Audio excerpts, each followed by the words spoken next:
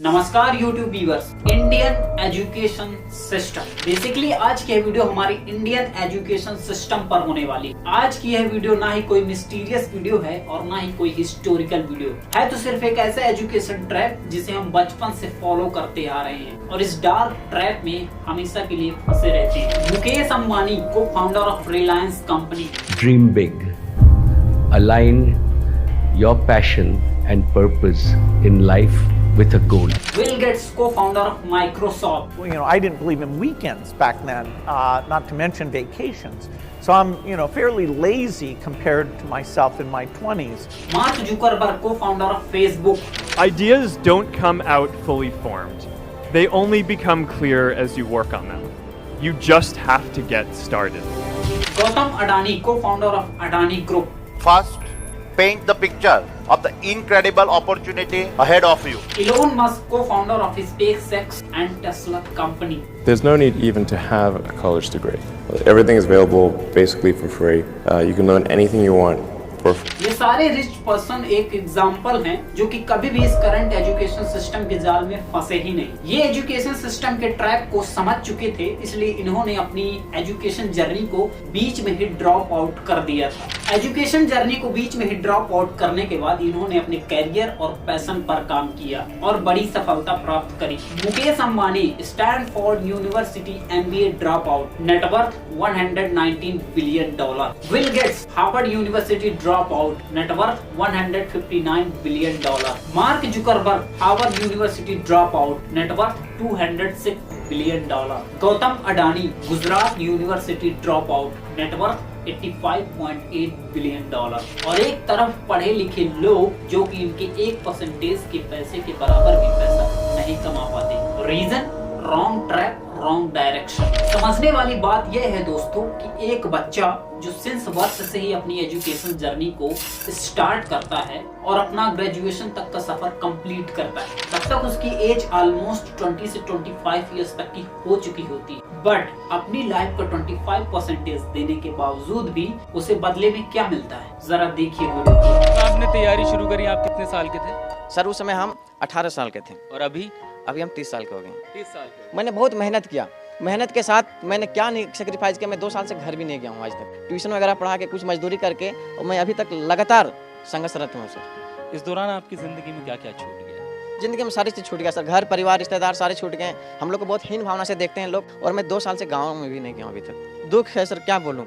मैं अपने दुख और पीड़ा को किसी पास सामना नहीं कर सकता हूँ सर। बहुत संघर्ष से पढ़ा हूँ, ट्यूशन पढ़ा के मैं 2012 से ट्यूशन पढ़ा के अभी तक मैं पढ़ाई किया हूँ। और ऐसा मैं इन वीडियो के पर्सपेक्टिव से नहीं बोल रहा, मैं हर उस एजुकेटेड स्टूडेंट के पर्सपेक्टिव से बोल रहा हूँ जो एजुकेटेड होने के बावजूद भी अनएम्प्लॉयमेंट जैसी समस्या से आज की डेट पर जूझ रहा है। एजुकेटेड होने के बावजूद भी उसे 20 से 25 हजार की नौकरी भी नसीब नहीं हो रही। इंटरनेशनल लेबर ऑर्गेनाइजेशन के एक रिपोर्ट देखिए, जहाँ इंडिया में 29% ग्रेजुएट लोग अनएम्प्लॉयड हैं, और ये वही लोग हैं जो एजुकेटेड हैं और जिनके पास कागज की डिग्रियां मौजूद, ना ही उनके पास किसी भी फील्ड की कोई स्किल्स है और ना ही कोई जॉब है, तो सिर्फ कागज की डिग्री जो सालों से बॉक्सों में बंद पड़ी है। जिन डिग्रियों के भरोसे सालों से मेहनत करी जाती है, हजारों लाखों रुपए खर्च किए जाते हैं, लेकिन बाद में इन डिग्रियों का क्या होता है, 20 से 25 हजार की नौकरी लायक भी नहीं रह जाती और हम आगे चलकर अनएम्प्लॉयमेंट जैसी समस्याओं का शिकार हो जाते हैं। आखिर किस तरह से इम्प्लीमेंट किया गया था हमारे एजुकेशन सिस्टम को, और कैसा है हमारा यह एजुकेशन सिस्टम? क्या हमें इसलिए स्कूल्स और कॉलेजेस में पढ़ाया गया था कि हमें आगे चलकर अनएम्प्लॉयमेंट की समस्या से जूझना पड़े, नौकरी के लिए दर दर की ठोकर सहना पड़े? आखिर क्या है एजुकेशन सिस्टम की ग्राउंड रियलिटी? क्या इस इंसिडेंट का सबसे बड़ा दोष हमारे इंडियन एजुकेशन सिस्टम का है, या पेरेंट्स का, या टीचर्स का, या स्कूल्स कॉलेज का, या खुद आपका? तो चलिए जानते हैं इंडियन एजुकेशन सिस्टम के डार्क ट्रैप की रियलिटी के बारे में आज के इस वीडियो में डिटेल से। दुख है सर, क्या बोलूँ। मैं अपने दुख और पीड़ा को किसी पास सामना नहीं कर सकता हूँ सर।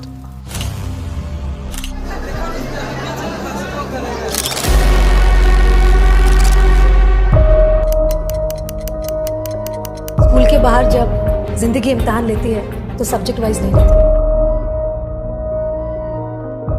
नमस्कार दोस्तों, मेरा नाम शुभम विश्वकर्मा है और आप देख रहे हैं analyse for YouTube channel education system के इस डार्क ट्रैप को बेसिकली मैंने 3 पार्ट में बनाया है, जिसके बारे में वीडियो के आगे स्टेप बाय स्टेप डिस्कस करेंगे कि how was the education system created, you peoples environment society doesn't understand the way of this current education system, और एजुकेशन सिस्टम के इस ट्रैप से बाहर निकलने के क्या सॉल्यूशंस हैं। अब मैंने जो अभी बोला तो इसका मतलब ये नहीं कि आप लोग एजुकेशन करना छोड़ दो, आप लोग स्कूल्स कॉलेजेस जाना छोड़ दो। एजुकेशन हमारी रियल लाइफ के लिए बहुत जरूरी है। Education is the best opportunity in real life, but education के अलावा आपके पास क्या है? कोई बेस्ट स्किल्स या कोई बेस्ट अपॉर्चुनिटीज जिसे आप मिस कर रहे हो? कभी सोचा है आप? मैं तो सिर्फ इस एजुकेशन सिस्टम के डार्क ट्रैप को समझाना चाहता हूँ कि कैसे यह education system group of people को तैयार करते जा रहा है, सिर्फ और सिर्फ एक अफोर्डेबल वर्कर्स बनाने के लिए, जो कंपनीज में काम कर सके, जो अपने सुपीरियर्स के ना चाहते हुए भी ऑर्डर्स फॉलो कर सके, जो अपने बॉस की रिस्पेक्ट कर सके। आखिर क्यों किसी भी स्कूल्स और कॉलेजेस की कोई भी किताब हमें ये नहीं सिखाती कि how to become a rich person कैसे बने, हाउ टू मेक मनी कैसे बनाएं, how to money your money to grow in life कैसे करें। और क्या होता कि हमारे स्कूल्स और कॉलेजेस में ये सब सिखाया जाता, like invest your mindset, like invest your money, like public speaking, like leadership skills, how to start a company, script writing, film making, etc. कभी सोचा है आपने इस चीज के बारे में जो कि हमारी रियल लाइफ में आज की डेट पर बहुत जरूरी भी है? नहीं सोचा होगा, क्योंकि अगर हमें ये सब सिखाया जाता तो हम एक सेल्फ डिपेंडेंट पर्सन बन सकते थे, अपने बनाए हुए रूट कॉस्ट पर चल सकते। हमें स्कूल कॉलेज में ये सब नहीं सिखाया जाता, हमें सिखाया जाता है a+b का होल स्क्वायर बराबर a² plus b² plus 2ab।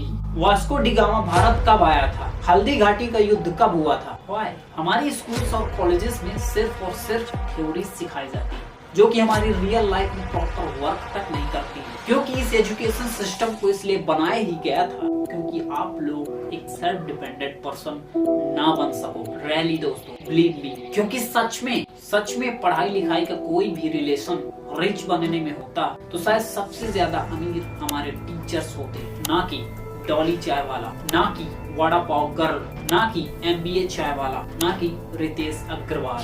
जरा डीप से सोचिएगा दोस्तों इस कॉन्सेप्ट को जो मैंने अभी कुछ ही देर पहले बोला कि क्या ये लोग इतना ग्रेजुएट थे कि इतना सारा पैसा कमा रहे हैं, कि क्या ये लोग इतना पढ़े लिखे लोग थे कि 2 करोड़ से भी ज्यादा की लग्जरियस गाड़ी में अपना स्मॉल आउटलेट का बिजनेस करने आते हैं? जी नहीं। कौन कहता है एक चाय बेचने वाला रोज रॉयल नहीं खरीद सकता है? देखो पहले मैं कहा था और अब कहा हूँ, मेरे जैसे कुछ हटके लोगों का सब कुछ हटके ही होता है।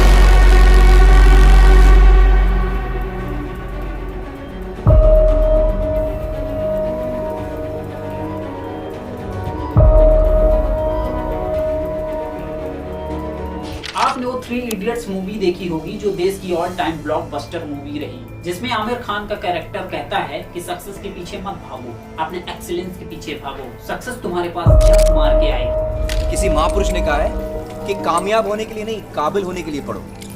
सक्सेस के पीछे मत भागो, एक्सेलेंस का पीछा करो, सक्सेस झक मार के तुम्हारे पीछे आएगी।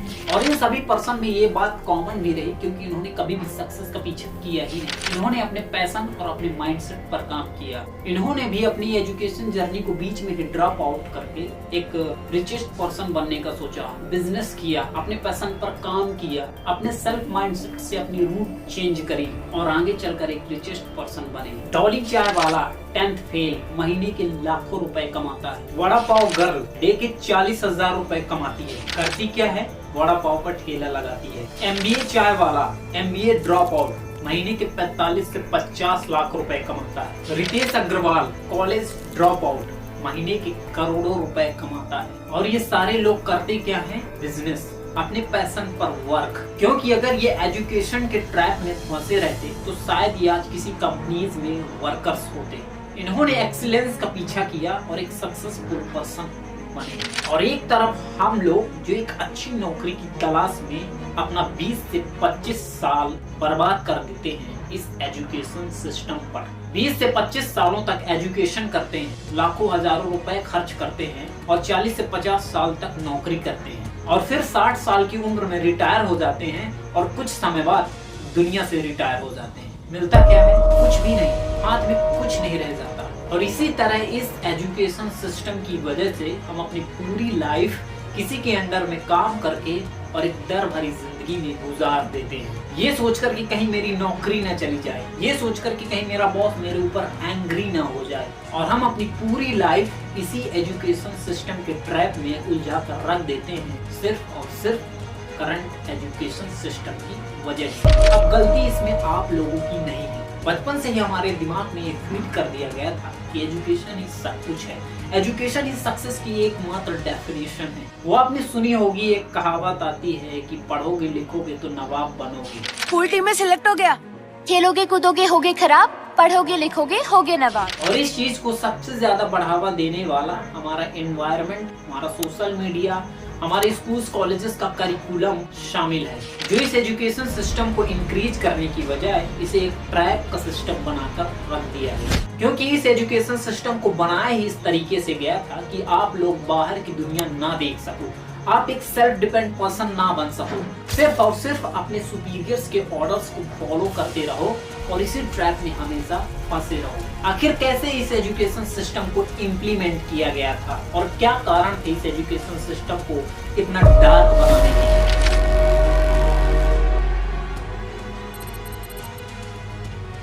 ये कहानी शुरू होती है 1800 की दशक में, जब 1806 में बैटल ऑफ जीना ऑस्ट्रेट की लड़ाई हुई थी।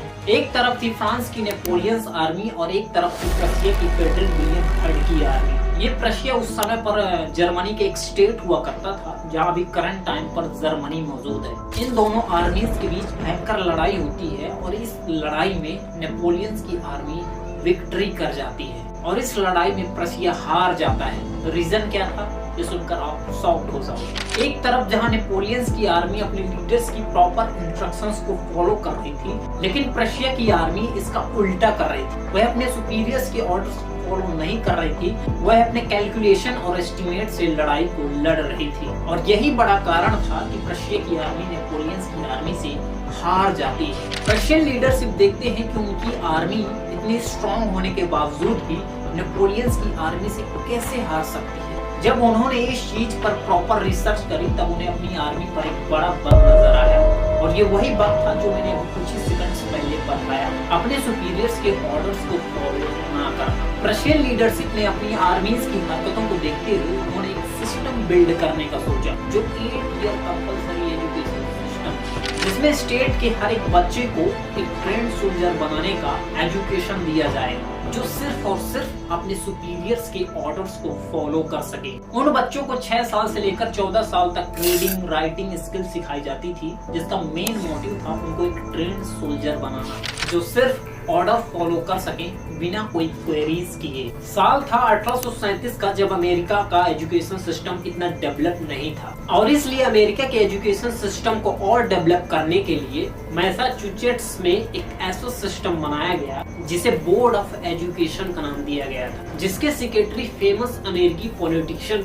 हॉर्समैन थे। ये बड़े ही अच्छे एजुकेशन प्रोड्यूसर थे। इन्होंने एजुकेशन सिस्टम को इम्प्रूव करने में इनका बहुत बड़ा योगदान रहा। अमेरिका के एजुकेशन सिस्टम को और अच्छा बनाने के लिए हॉर्समैन वर्ल्ड टूर पर निकलते हैं, एक अच्छे एजुकेशन सिस्टम को फाइंड करने के लिए। और इसी दौरान हॉर्समैन प्रशिया पहुंच जाते हैं, जहां वह प्रशियन एजुकेशन सिस्टम को देखकर दंग रह जाते हैं। वह देखते हैं कि प्रशिया का एजुकेशन सिस्टम काफी बेस्ट है, बेस्ट डिसिप्लिन्स हैं इस सिस्टम पे, और उन्हें जल्द ही ये रियलाइज हुआ कि इससे अच्छा तो बेस्ट एजुकेशन सिस्टम कहीं हो ही नहीं सकता। वह इस एजुकेशन सिस्टम की प्रॉपर नॉलेज लेते हैं और फिर अमेरिका वापस लौट आते हैं और 1852 में अमेरिका में प्रशिया से एक मिलता जुलता एजुकेशन सिस्टम इंट्रोड्यूस करते हैं, जो प्रशिया के एजुकेशन सिस्टम से सेम मैच करता था। बट इसमें फर्क इतना था कि यहाँ बच्चों को शिक्षा दी जाती थी और वहाँ एक ट्रेंड सोल्जर बनाया जाता था। ओके गाइस, हिस्ट्री को और आगे बढ़ाते हैं, कैसे यह एजुकेशन सिस्टम इतना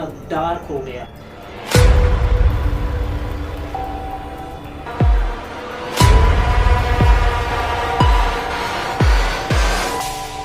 1902 का समय था और इस टाइम में इंडस्ट्रियल रेवोल्यूशन अपने पीक पर था और यहीं से शुरू होती है इस एजुकेशन सिस्टम के डार्क बनने की कहानी, जब एक विलेन की एंट्री होती है जिसका नाम दुनिया का first billionaire John D Rockefeller था। इसने अमेरिका के एजुकेशन सिस्टम को इस तरीके से मॉडिफाई किया कि अमेरिका का एजुकेशन सिस्टम सिर्फ एक ट्रैप बनकर रह गया, जो कि आज तक और अभी तक कंटिन्यू प्रेजेंट है। रॉकफेलर्स का अमेरिका में एक जायंट ऑयल इंडस्ट्रियल बिजनेस था, लेकिन रॉकफेलर्स के लिए एक बड़ी प्रॉब्लम ये थी कि उनके इंडस्ट्रियल बिजनेस कंपनीज में वर्करों की कमी थी। उनकी कंपनीज या फैक्ट्रीज में काम करने के लिए प्रॉपर वर्कर्स मौजूद नहीं थे जो सही डायरेक्शन से काम कर सके, जो कंपनीज के प्रॉपर इंस्ट्रक्शंस को फॉलो कर सके।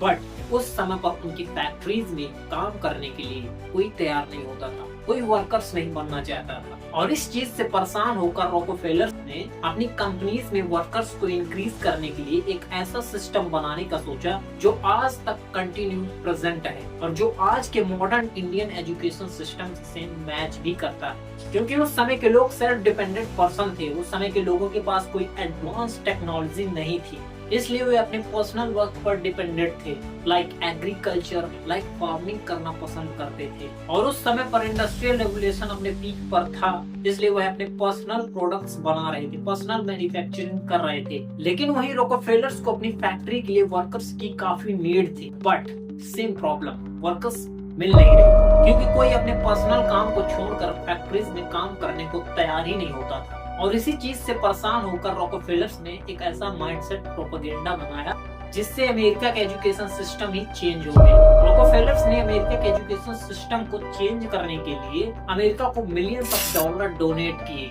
रॉकफेलर्स ने अमेरिका के एजुकेशन सिस्टम को चेंज करने का सोचा ताकि रॉकफेलर्स अपने एस्टिमेट से इस एजुकेशन सिस्टम को चेंज कर सके।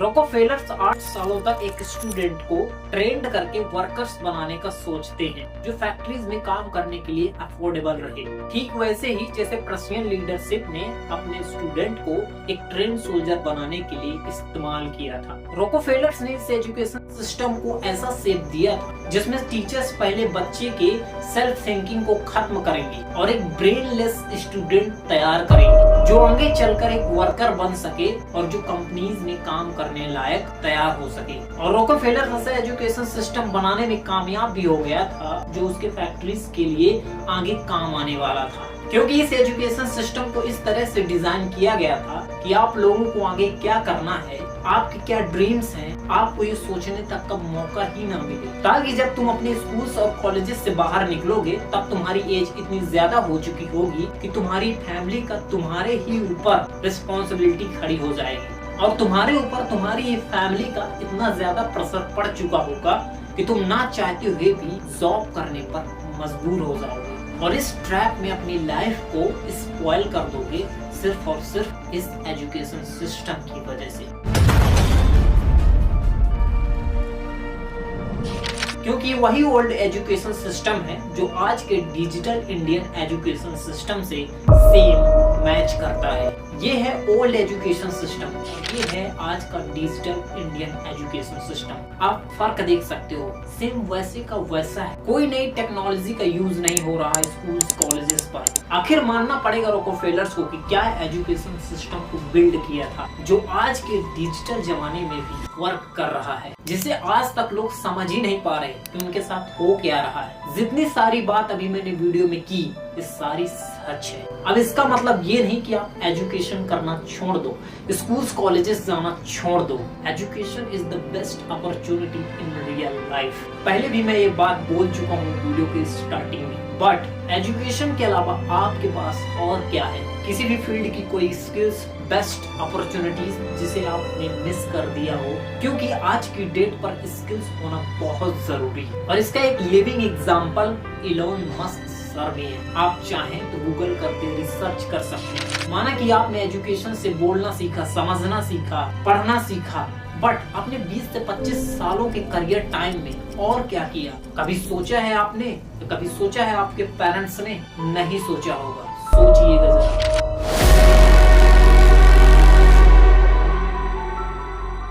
अब इसका मतलब है कि क्या आपके पेरेंट्स और आपके एनवायरनमेंट के लोगों को ये पता है कि यह एजुकेशन सिस्टम कितना डार्क है? उनको नहीं पता होगा, क्योंकि वो भी इस एजुकेशन सिस्टम के ट्रैप में फंस चुके थे। इस सिस्टम की एक्चुअल रियलिटी कितनी है, एक्चुअल में कितना कारगर है बच्चों की रियल लाइफ, लेकिन हमारे पेरेंट्स और हमारा एनवायरनमेंट इस करंट एजुकेशन सिस्टम के बारे में कुछ नहीं जानता। यह कितना डार्क है, इसकी एक्चुअल रियलिटी कितनी है, यह बच्चे की रियल लाइफ में प्रॉपर वर्क कर भी रहा है या नहीं। आप टाइम टाइम पे फी पे करते रहते हो और रिलैक्स हो जाते हो ये सोचकर कि मेरा बच्चा आगे चलकर एक सक्सेसफुल पर्सन बनेगा।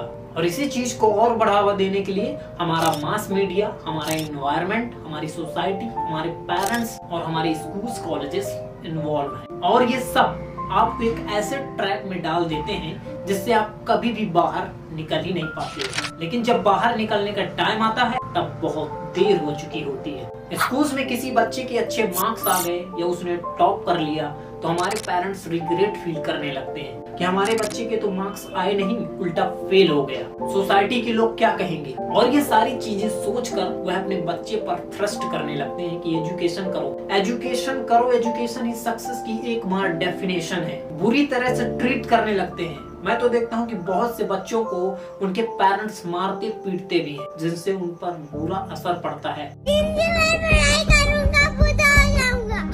नेगेटिव इम्पैक्ट पड़ता है। वह बच्चा आगे चलकर एक प्रेशराइज्ड सिचुएशन में स्ट्रगल करने लगता है। ये पेरेंट्स को ध्यान देने की जरूरत है। बचपन से ही आप अपने बच्चे के माइंड में ये फीड कर देते हो कि एजुकेशन करो, सिर्फ और सिर्फ एजुकेशन करो, क्योंकि आप लोगों का मानना है कि एजुकेशन ही लाइफ के लिए बेस्ट है, एजुकेशन ही करियर है, एजुकेशन ही मनी है। और ये एक्चुअल में इंडियन पेरेंट्स की रियलिटी भी है, बट रियलिटी ये नहीं है। मैं आपको 2 वीडियो क्लिप दिखा रहा हूँ। ये है इंडियन एजुकेशन कल्चर, जहाँ बच्चों को ऑप्शन सॉन्ग पर डांस सिखाया जा रहा है। और ये है चाइनीज एजुकेशन कल्चर, जहाँ बच्चों को छोटी सी उम्र में मैकेनिकल इंजीनियरिंग की नॉलेज दी जा रही है, जिससे बच्चों का फ्यूचर में माइंडसेट भी चेंज होता है और प्रोपेगेट भी होता है। बच्चे का कॉन्फिडेंस लेवल बढ़ता है, बच्चे एक सेल्फ डिपेंड पर्सन बनने का फील करता है। और शायद इसी कारण से चाइनीज कंट्री इतना डेवलप्ड भी है, क्योंकि चाइना में बेस्ट स्किल्ड वर्कर मौजूद है, क्योंकि चाइना में टेक्नोलॉजी के मामले में सबसे आगे है। But Indian education system black board तक ही लिमिटेड है। ये है ओल्ड एजुकेशन सिस्टम, जहाँ बच्चों को कुछ इस तरीके से पढ़ाया जाता, और ये है आज का डिजिटल एजुकेशन सिस्टम, जहाँ बच्चों को कुछ इस तरह से पढ़ाया जाता है। और ये वही इंडियन एजुकेशन सिस्टम है जो ओल्ड एजुकेशन सिस्टम से सेम आज तक मैच करता है। ना ही इसमें कोई चेंजेस हुए, ना ही इसमें कोई इम्प्रूवमेंट हुई। और ये सिस्टम आज भी प्रेजेंट है इंडिया के स्कूलों पर। आखिर सोचा है कभी आपने अपने बच्चे के बारे में? अभिमन्यु 11th क्लास में पढ़ने वाला एक 16 ईयर का स्टूडेंट सुसाइड कर लेता है। वजह एग्जाम प्रेशर। वह सुसाइड करने से पहले एक सुसाइड नोट भी छोड़ता है, जिसमें लिखा था, education should be about understand and applying your knowledge, might be lesson and reason for the system to change. और ये कौन सा सिस्टम था?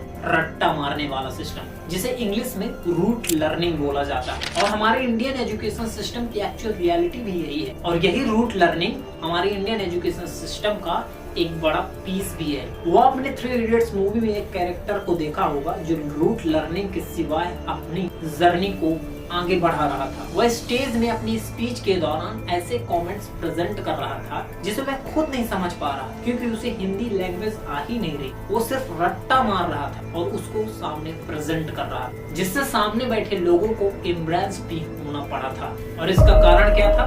Rote learning.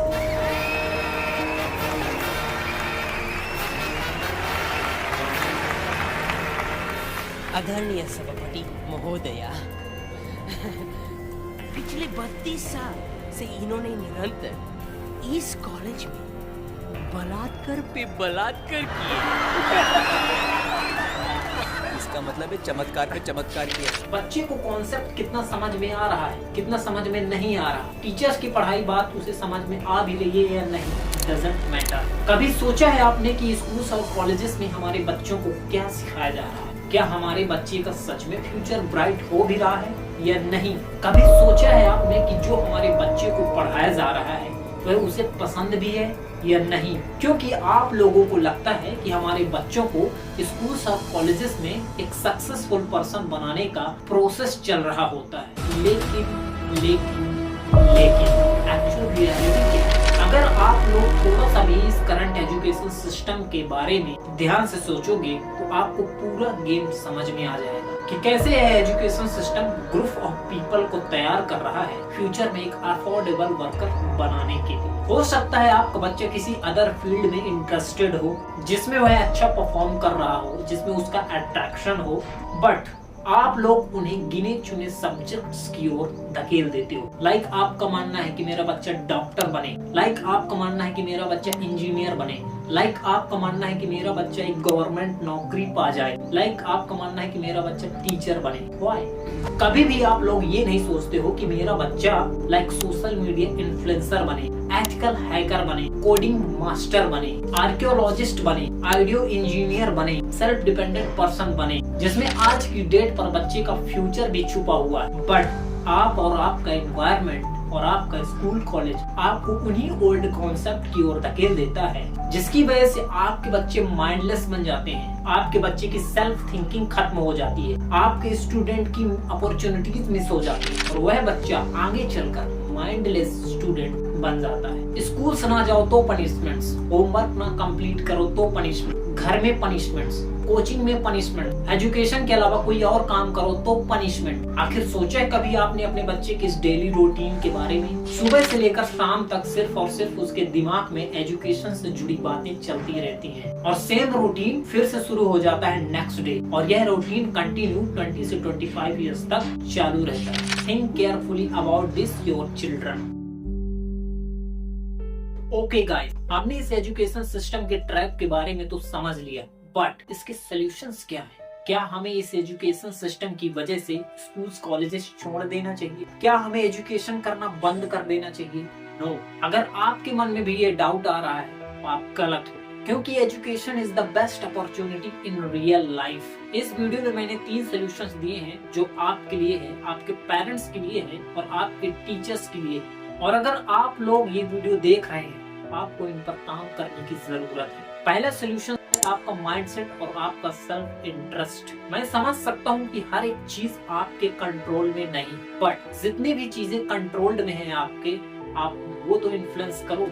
एजुकेशन के अलावा किसी अदर फील्ड की स्किल्स या कोई बेस्ट नॉलेज लो। लाइक आप आगे चलकर क्या बनना चाहते हो, लाइक आपको क्या करना पसंद है, उस पर इनिशिएटिव उठाओ, उस पर एक्शन लो और इन्फ्लुएंस करो। तभी आप एक सेल्फ डिपेंडेंट पर्सन बन पाओ। माना कि आप लोग एक अच्छी जॉब पाने के लिए एजुकेशन कर रहे हो जिसकी सैलरी अप्रोक्सीमेटली 50,000 होगी, तो इसकी कोई गारंटी नहीं है। मैं आप लोगों को 2 एग्जांपल देता हूँ। माना कि आप एक सीनियर वीडियो एडिटर, माना कि आप एक जॉब करने वाले पर्सन हो। आपके दोनों के बीच के डिफरेंस काफी अलग होंगे। जॉब करके आप 50,000 कमा रहे हो पर मंथ, लेकिन एक senior video editor per month 1 lakh रुपए चार्ज करता है, वो भी घर बैठे। और ये मुमकिन है सिर्फ स्किल्स। और मैं ये वीडियो में यही बताना चाहता हूँ कि एजुकेशन के साथ साथ आप स्किल्स भी सीखो, क्योंकि आज की डेट पर एजुकेशन के साथ साथ स्किल्ड होना भी बहुत जरूरी है। और अगर आपके पास ऐसी कोई भी स्किल्स पहले से मौजूद है तो आप घर बैठे जॉब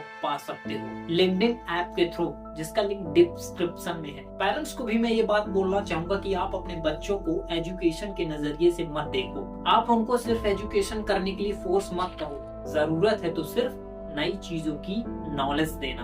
आपको अपने बच्चे की क्रिएटिविटी और सेल्फ इंटरेस्ट पर भी ध्यान देने की जरूरत है। आप लोग ऐसी नई चीजों को एक्सप्लोर करिए और फिर अपने बच्चों को एजुकेट करिए। हर उस फील्ड की नॉलेज दीजिए, हर उस फील्ड की स्किल सिखाइए जो आप नहीं कर पाए और जो आप अभी फील कर पा रहे हैं कि काश मेरे पास ये स्किल्स होती। आप अपने बच्चे का सेल्फ इंटरेस्ट बढ़ाइए, इन्फ्लुएंस करिए, जिससे आपका बच्चा एक सेल्फ थिंकर बन सके, ना कि ब्रेनलेस और प्रेशराइज्ड स्टूडेंट बन सके। ये बात टीचर्स के लिए है कि जो बच्चों को स्कूल्स और कॉलेजेस में पढ़ाया जा रहा है, क्या उनकी एक्चुअल रियल लाइफ में वो काम कर भी रहा है या नहीं। उन्हें नोटिस करना चाहिए कि स्कूल्स में जो बुक्स की थ्योरीज पढ़ाई जाती हैं, बच्चों की रियल लाइफ में आखिर कितनी सक्सेसफुल है, और अगर प्रॉपर वर्क नहीं कर रही तो चेंज करने की जरूरत है। क्या स्कूल का करिकुलम, जैसे मैंने अभी बोला कि हर एक चीज आपके कंट्रोल में नहीं हो सकती, बट जितनी भी कंट्रोल में आपकी चीजें हैं उन पे इनिशिएटिव उठाओ। और अगर स्कूल्स का करिकुलम चेंज नहीं हो रहा है तो टीचर्स का फर्ज है कि बच्चों को एजुकेशन के अलावा किसी अदर फील्ड की कोई स्किल्स भी सिखाई जाए जो उन्हें फ्यूचर में काम आ सके। उन्हें बुक्स की थ्योरी के अलावा प्रैक्टिकली लर्निंग भी सिखाई जाए। साथ ही आप लोग कैरियर काउंसलिंग जैसी चीजों को स्कूल्स और कॉलेज में इंट्रोड्यूस कर सकते हैं। और ये कौन कर सकता है? सिर्फ आप लोग, टीचर्स लोग, जिससे बच्चे आगे चलकर एक सेल्फ डिपेंडेंट पर्सन बन सके। बात सिर्फ कैरियर बनाने की नहीं है, बात सिर्फ पैसे कमाने की नहीं है, बात सिर्फ एक अच्छी जॉब पाने की नहीं है, बात है तो सिर्फ देश की डेवलपमेंट बनाने की। और ये कौन कर सकता है? सिर्फ आप जैसे लोग। वीडियो के लास्ट में इतना ही बोलना चाहूंगा दोस्तों कि मैंने इस वीडियो को 1.5 मंथ से भी ज्यादा का समय दिया है बनाने में। आप लोग इस वीडियो को लाइक करें या ना करें, चैनल सब्सक्राइब करें या ना करें, बट वीडियो को शेयर जरूर करें जिससे और भी लोग इन्फ्लुएंस हो सके। और अगर वीडियो में कोई भी मिस्टेक हुई हो तो मुझे क्षमा करें। मिलता हूँ ऐसी नेक्स्ट डॉक्यूमेंट्री वीडियो में, तब तक के लिए नमस्कार।